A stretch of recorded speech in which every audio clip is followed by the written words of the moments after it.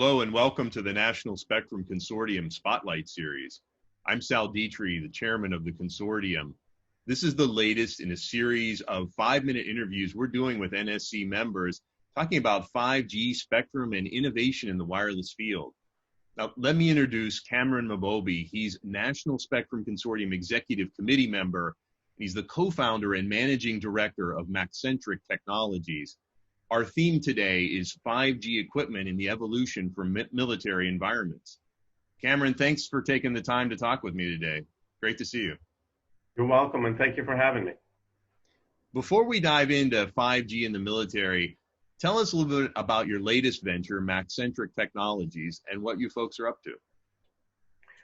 Sure. Maxcentric Technologies is a small business, and I am actually one of the representatives on the executive committee that represents small business interests and try to bring the small business concerns from the consortium membership up to the executive committee.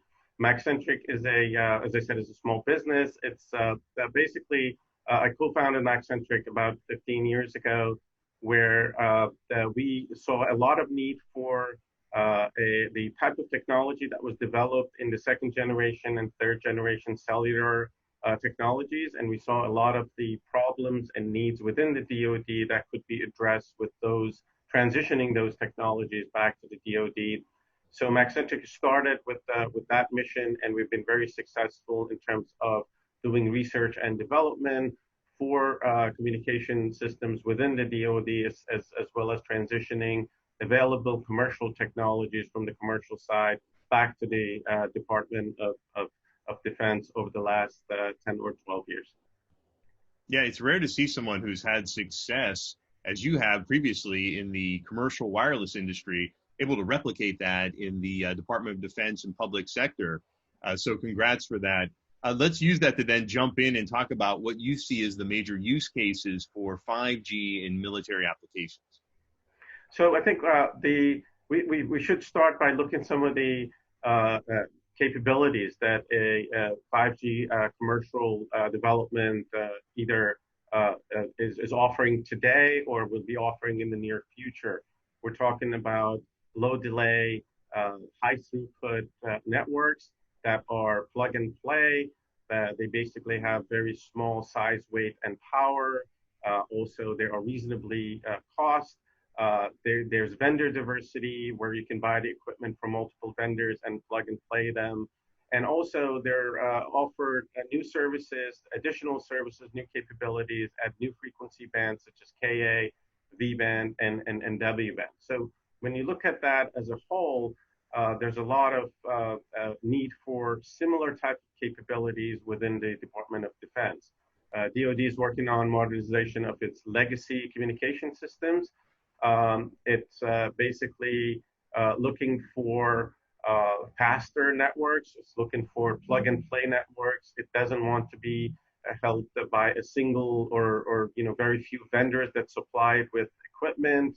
For example, low delay fast networks are very critical to operating remote autonomous vehicles such as UAVs or in telemedicine.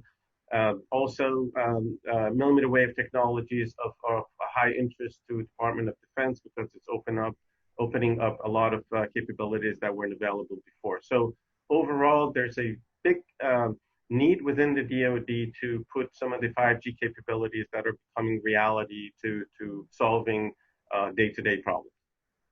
Yeah, and I like your analogy there of the Department of Defense coming together with the commercial sector to extend things like the range and capability of potentially game-changing technologies like millimeter wave.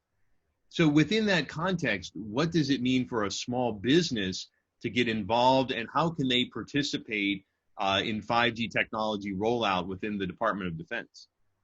So I think there are perhaps two aspects to that question. One of them is a small business like Maxcentric, where we have been actually doing research and development work and technology development work within the DoD. We are familiar with the DoD landscape. It is very different than commercial, especially in terms of their acquisition process. And so we could actually teaming up with some of the 5G technology developers that have never worked with the Department of Defense, who could help them basically navigate that landscape. When you look at, for example, some of the other transaction authorities, including NSC, there is a mandate for basically partnering with small businesses. So there is focus in getting small businesses involved, and I think that offers a very good opportunity for small businesses to team up with some of the larger 5G developers and equipment manufacturers to go after Department of Defense business. At the same time, there are small companies that have developed very key technologies for the Department of Defense, and that technology, for example, in millimeter wave, is useful for commercial use. And there's a lot of that stuff that has been developed, a lot of research and development dollars that the DoD has basically placed on those developments, and I think the 5G commercial side can benefit from those developments. Yeah, so we've talked about how these technologies might work together in transition. Do you see a difference in integrating 5G into the military versus the commercial sector? Because sometimes in the DoD, folks can run into sort of they call it maybe a valley of death, perhaps, where you're working on a project and then, you're waiting for funding. The cycles are different than what you're thinking about. The queues are different than what you're thinking about in the commercial industry. What do you see as the big difference there between working with DoD and then working the commercial sector? Well, I think one of the biggest problems is the acquisition process. The acquisition process for Department of Defense is complicated. It's probably too old. It is working for the DoD, and Department of Defense, as a lot of people know, at least was not open to change. But I think that's changing. They're realizing that to be able to attract and transition some of the technologies that are developed outside, they need to change their acquisition strategy and the acquisition process. And I think they've already done quite a bit of work, and this 5G push should even make it easier for people that have not done business with the Department of Defense to be able to do that. And consortiums such as National Spectrum Consortium are actually facilitating that kind of interaction. And I think this is one of the things that was very attractive to small businesses to be part of consortiums such as NSC, because that facilitates working with the Department of Defense and getting around that complex acquisition process. I agree completely. One last question, given your focus so much on the R&D, what do you see as the next big innovation in mobile platforms? So I think one of the key places that I see is the use of millimeter wave technologies on the mobile platform. I think as we are getting hungrier and hungrier for bandwidth on the commercial side or the military side, they need to open up these spectrums at higher frequencies, for example, at the Ka band, at the W band, or at the B band, for commercial use, and also some of the spectrum sharing strategies that are there to be able to use commercial spectrum for both commercial use and also for military use.